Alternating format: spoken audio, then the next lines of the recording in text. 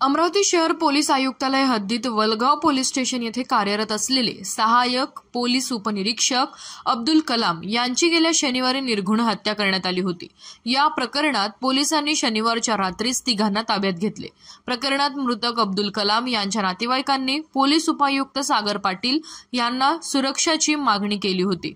हत्या प्रकरणाची चौकशी गाडगेनगर दुय्यम पोलीस निरीक्षक विजया पंधारे यांच्याकडे देऊन त्यांच्यासोबत इतर पोलीस अधिकारी सुद्धा सखोल तपासात लागले आहे।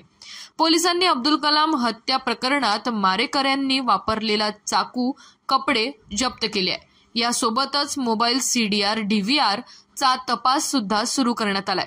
खून प्रकरणाच्या तपासात 5 पथक युद्ध पातळीवर लागलेले आहे। मारेकऱ्यांच्या खून प्रकरणाआधी नंतर कोणाकोणाचा फोन आला सह कोणाला केला होता याचा तपास सुद्धा केला जात आहे। यात आणखी आरोपी संख्या वाढू शकते अशी माहिती पोलीस निरीक्षक विजया पंधारे यांनी दिली।